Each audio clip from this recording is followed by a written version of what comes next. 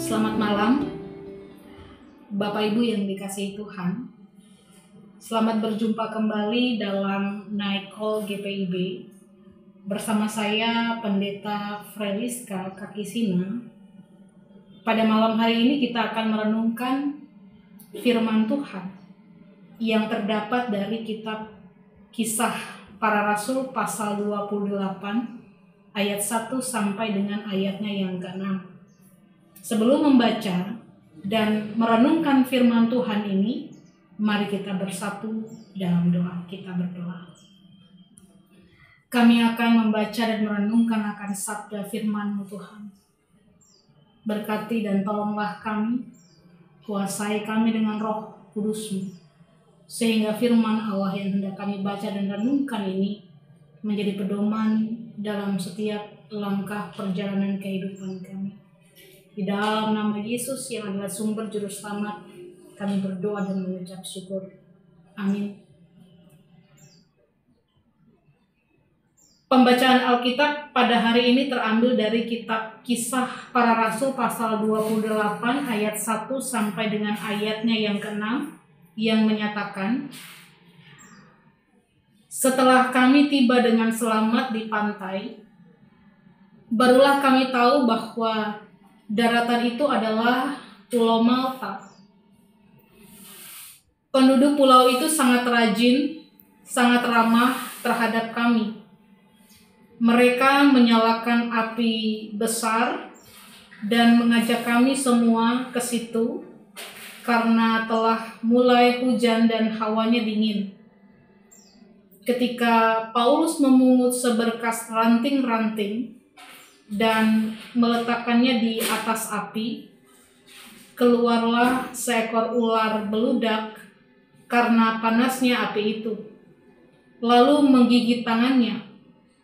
Ketika orang-orang itu melihat ular itu terpaut pada tangan Paulus, mereka berkata seorang kepada yang lain, "Orang ini sudah pasti seorang pembunuh.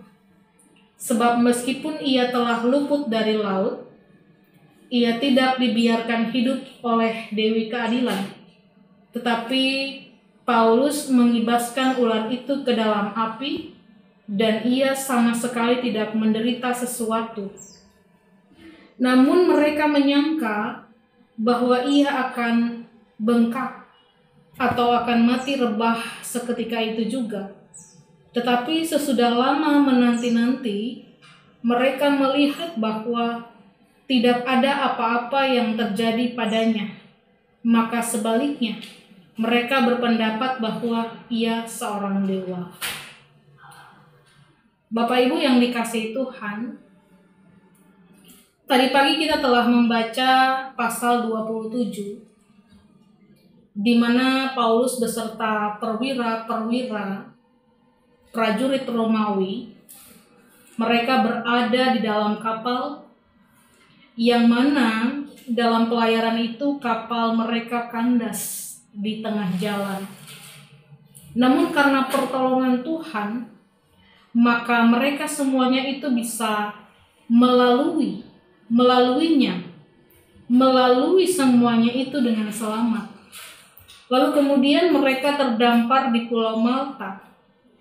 Yang menjadi pembacaan kita pada malam hari ini di Kisah Para Rasul pasal 28.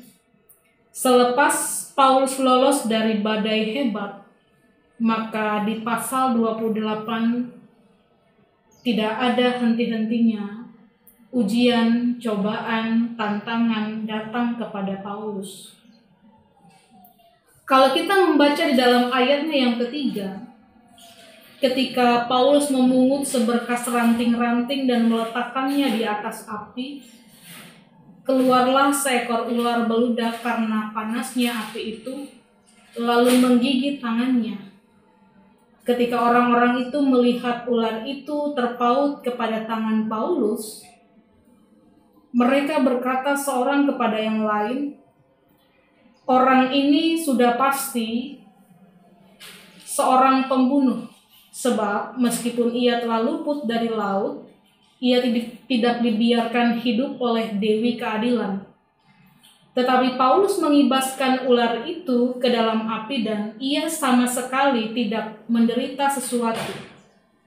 Namun mereka menyangka bahwa ia akan bengkak atau akan mati rebah seketika itu juga.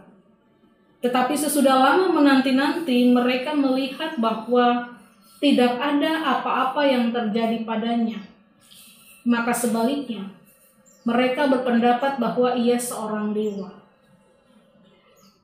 Bapak Ibu yang dikasihi Tuhan, ketika Paulus dan orang-orang yang ada di kapal itu terdampar di Pulau Malta, maka ketika hawa sangat dingin, saat itu mereka membuat api, dan disinilah terjadi sebuah peristiwa, yang mana ular beludak itu menggigit tangan Paulus, dan ular beludak adalah salah satu ular yang sangat beracun, dan racunnya sangat mematikan.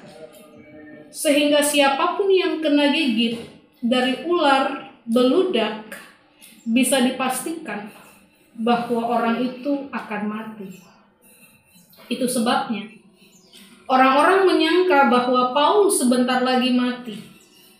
Dan mereka juga menyangka bahwa Paulus ini tentu orang jahat. Sebab Dewi Keadilan pun tidak membiarkan hidup. Namun anggapan mereka, prediksi mereka bahwa Paulus sebentar lagi akan mati ternyata keliru.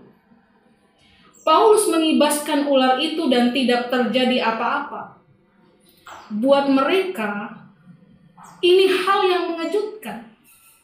Selama ini racun ular beludak mematikan, namun rupanya ketika menggigit tangan Paulus, ular yang beracun itu pun tidak bisa berbuat apa-apa. Tidak ada kematian sama sekali. Kenapa? Bukan ularnya tidak beracun dan bukan juga bahwa Paulus itu hebat, sakti. Tentu saja tidak. Karena Tuhan melindungi hambanya. Tuhan melindungi hambanya. Dan tidak hanya itu. Tuhan punya rencana di balik Paulus diizinkan tangannya digigit. Sebab apa? Orang-orang yang melihat peristiwa itu langsung berubah pikiran. Mereka menganggap bahkan Paulus itu adalah seorang dewa. Sehingga nantinya ketika Paulus menceritakan Injil Kristus Yesus, orang-orang mengetahui bahwa Paulus dilindungi oleh Tuhan Yesus. Nah, Bapak Ibu yang dikasihi Tuhan, cerita itu tidak berhenti sampai di sini. Sebab di dalam ayat ke-7 kita akan melihat bahwa tidak jauh dari itu ada tanah milik gubernur pulau itu. Gubernur itu namanya Publius. Ia menyambut kami dengan ramahnya selama 3 hari. Ketika itu, ayah Publius terbaring karena sakit demam dan disentri. Paulus masuk ke kamarnya dan ia berdoa, serta menumpangkan tangan ke atasnya dan menyembuhkan dia. Sesudah peristiwa ini datang, jugalah orang-orang sakit yang lain dari pulau itu, dan mereka pun disembuhkan juga. Mereka sangat menghormati kami, dan ketika kami bertolak, mereka menyediakan segala sesuatu yang kami perlukan. Bapak Ibu yang dikasihi Tuhan, gubernur pulau itu yang namanya Publius bisa membuka tangannya, membuka hatinya, membuka rumahnya untuk Paulus. Saya yakin karena sebelumnya ia pernah mendengar peristiwa yang mana Paulus digigit oleh ular beludak, namun tidak mati, namun tetap hidup.